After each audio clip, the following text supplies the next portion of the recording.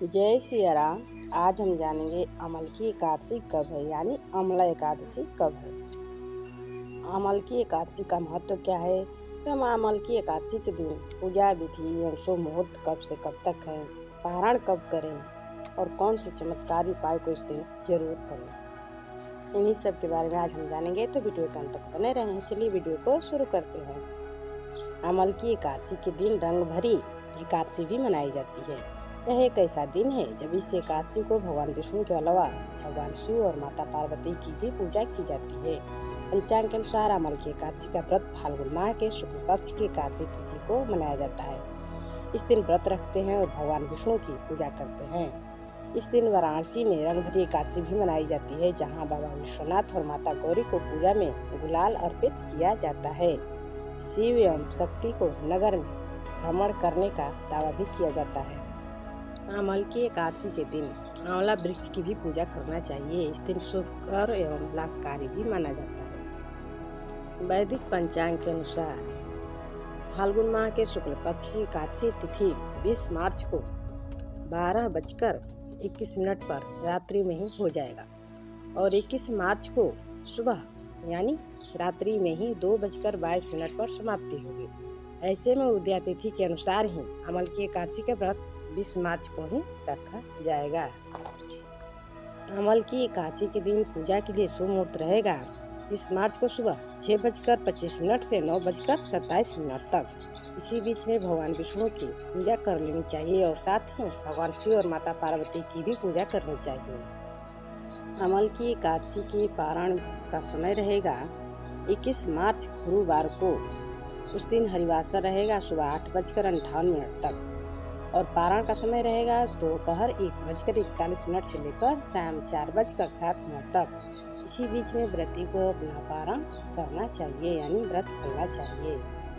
किसी भी व्रत को खोलने से पहले जिस व्रत में जिस देवता के निमित्त पूजा किया जाता है या व्रत किया जाता है उससे आज्ञा लेकर और तुलसी दल डालकर ही एकादशी का व्रत तो खोलना चाहिए और भगवान से उनकी पूजन पहले करें, उनसे आज्ञा लें और उसके बाद व्रत खोलें। व्रत खोलने से पहले कुछ दान दक्षिणा जरूर करना चाहिए। अपने सामर्थ्य के ही अनुसार दान करें और कुछ द्रव्य भी उसमें डालकर ही दान करना चाहिए। अमल की एकादशी के दिन कई शुभ योग भी बन रहे हैं, जैसे कि इस दिन रवि योग के साथ और भी योग बन रहे हैं। तो 20 मार्च को सुबह 6:25 से रवि योग शुरू होगा और रात्रि 10:38 पर समाप्त होगा। इसके साथ ही अतिगंड योग सुबह से शाम 5:01 तक रहेगा। इसके अलावा पुष्य नक्षत्र रात्रि 10:38 तक रहेगा। सुकर्मा योग भी रहेगा। कहते हैं कि रवि योग में सूर्य यदि अशुभ फल दे रहे हो तो उनकी पूजा आराधना जरूर करनी चाहिए। इससे कुंडली के सारे ग्रह तो समाप्त हो जाते हैं, क्योंकि रवि योग में सूर्य देव का प्रभाव अधिक होता है। अब जान लेते हैं अमल की व्रत का महत्व। अमल की एकादशी के दिन भगवान विष्णु और आंवले के वृक्ष की पूजा करते हैं और भोग में श्रीहरि को हो सके तो आंवला ही अर्पित किया जाता है। भगवान विष्णु ने आंवले को देव वृक्ष बताया था, क्योंकि उसमें सभी देवी और देवताओं का वास होता है। जो अमल की एकादशी व्रत रख कर आंवले के पेड़ की पूजा करते हैं, उनके सभी पाप और कष्ट संताप सब दूर हो जाते हैं और अंत में उनको मोक्ष की प्राप्ति होती है। क्योंकि पद्म पुराण में वर्णित है कि अमल की एकादशी का व्रत करने से सैकड़ों तीर्थ के बराबर पुण्य की प्राप्ति होती है और इसके साथ ही कई यज्ञों को करने के बराबर भी फल की प्राप्ति होती है। इस दिन आंवला खाना भी बेहद शुभ माना जाता है। अब जान लेते हैं अमल की एकादशी व्रत पूजा विधि। तो अमल की एकादशी के दिन ब्रह्म मुहूर्त में उठकर नित्य क्रिया से निवृत्त होकर स्नान इत्यादि करने के बाद स्वच्छ वस्त्र धारण करें और अपने पूजन स्थान को साफ सफाई करें, या जहाँ भी पूजा करना हो वहाँ की भी साफ सफाई करनी चाहिए। पहले तो भगवान विष्णु और माता लक्ष्मी जी की पूजन अर्चन करना चाहिए। उसके बाद शिव जी और माता पार्वती जी की भी पूजन करनी चाहिए। अपनी सामर्थ्य के अनुसार षोडशोपचार या पंचोपचार जरूर पूजा करनी चाहिए।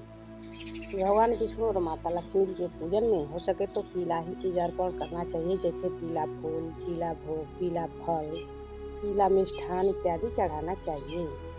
पहले भगवान को पंचामृत से या गो से दूध से स्नान कराना चाहिए, या ये सब ना मिल पाए तो जल से ही स्नान कराएं। अगर चित्र है तो जल का छींटा दे, यानी गंगा जल का छींटा दे। इसके बाद भगवान को पीले चंदन लगाएं। अक्षत की जगह पर सफ़ेद तिल चढ़ा सकते हैं। तुलसी दल जरूर पूजा में शामिल करें, क्योंकि तुलसी दल के बिना पूजा अधूरा माना जाएगा। पूरे विधि विधान से पूजन करें। पूजन करने के बाद धूप दीप दिखाकर आरती करें। अंत में क्षमा प्रार्थना करें। इसी तरह से शिव पार्वती जी की भी पूजन करनी चाहिए। उनको तुलसी दल नहीं चढ़ाना चाहिए और इसी तरह से पूजन उनका भी करनी चाहिए।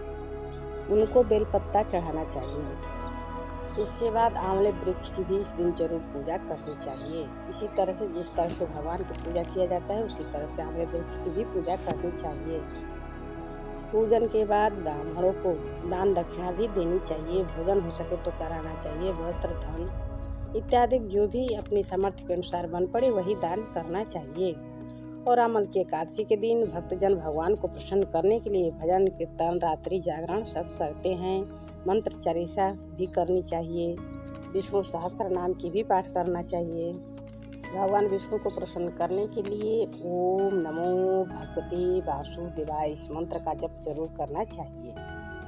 एकादशी तिथि के व्रत खोलने का भी बहुत महत्वपूर्ण माना जाता है, क्योंकि द्वादशी तिथि में ही पारण कर लेना चाहिए और हरिवासर में भी पारण नहीं करना चाहिए। या तो हरिवासर से पहले व्रत खोलें या हरिवासर के बाद व्रत खोलें।